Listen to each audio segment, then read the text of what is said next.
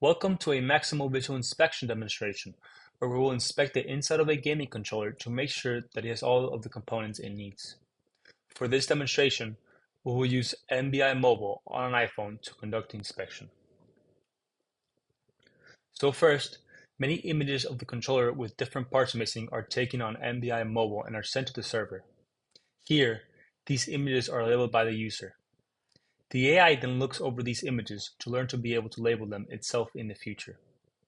Once the AI is trained, images taken on the iPhone are automatically labeled by the AI and the results are stored in the server.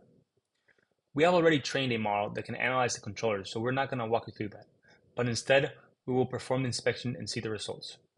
We will label an image to show how easy it is to set up Maximo Visual inspection. Here's the difference between a good controller that is passed and a bad controller that is failed. A good controller has all of its parts and they are properly labeled by MVI. A bad controller is missing or has incomplete parts. Here you can see how there is a missing trigger and the battery is not plugged in. MVI sees this, fails inspection, and puts a red box around what is wrong, as you can see in the image. So here I am in MVI Bubble on my iPhone, and we currently have a controller recognition and a controller inspection. So when the camera is on, MVI looks for a gaming controller, and once it recognizes it in the camera, it triggers an inspection. So in the screen on MVI Mobile, the controller recognition is the part of MVI that looks for the controller. And once it finds it, it switches over to the controller inspection to inspect the controller. And this allows for inspection to happen automatically without having someone present to take the pictures. We are now going to run an inspection for a controller that has all the parts it needs and for a faulty controller that would fail. So as you can see here, here's our PlayStation controller, and this is the inside of it. So first, we're going to have it be a pass test. It should be a controller that has all the parts it needs, that everything's connected well. So if you can see here, we have every part we need. The battery's there and it's connected. So now, of course, it has not, the MVI has not caught it yet because we have not started our auto capture. So once we start it, now MVI is looking for a controller to trigger the inspection. So let's say it's an assembly line. The controller passes. MVI sees the controller, triggers the inspection, analyzes it all. Because all the parts are there, it points them out and it passes the inspection. So now let's look at a faulty controller. So just as earlier, as the controller passed through, MVI saw the controller, this triggered the inspection, and this time MVI failed the inspection. As we can see here in the picture, there's a box with an X, or with an exclamation mark, because on the part of the connection between the battery and the controller, because the battery is disconnected in this case. So now MVI fails the inspection and sends the image over to the server.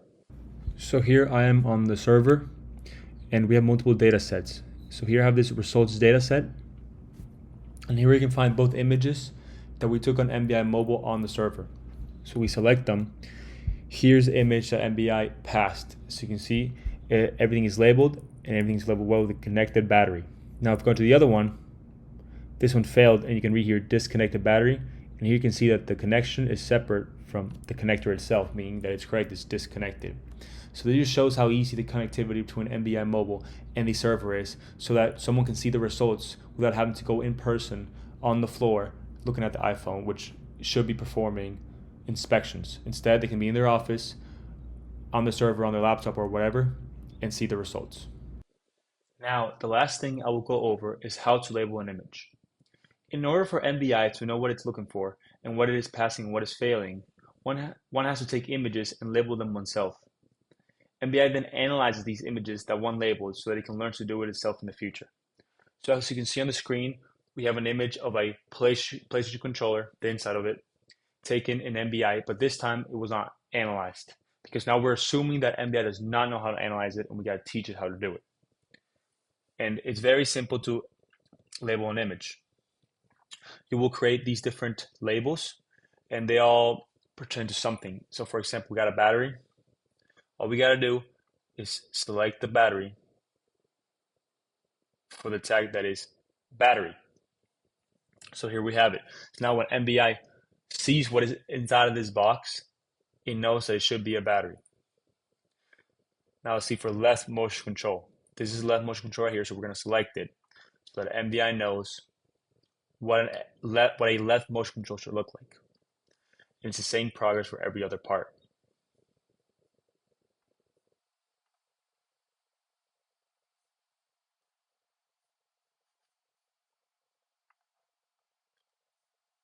Now, here you can see that it says connected battery.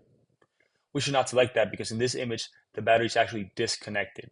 So we select connected battery, MVI will think that a connected battery looks like this, and in the future, after it learns, when it sees something like this in a real scenario, we'll label it as a connected battery because that's what we told it is. So instead, we're going to call it a disconnected battery and select that. So that MVI knows in the future when he sees a scenario like this one, when he sees what is inside this box, it'll know that it's a disconnected battery, label it, and fail the inspection. So this is how easy it is to label an image. No coding is necessary, no software engineering is necessary. It's just drag and drop, pretty much. Once one has labeled multiple images for many scenarios, you can train the model so that MVI learns how to analyze images on its own. Let's recap what we went over. In this presentation, we were looking at gaming controllers. If a controller had a part missing or if something was not connected right, we would fail the inspection. We used a visual trigger, which would see when there was a controller in the frame, and this would trigger the inspection without needing to manually take a picture. We also learned how easy it is to label an image and see the results, proving easy connectivity between MVI Mobile and the server. With that, I want to thank you for joining us, and don't forget to subscribe for future videos.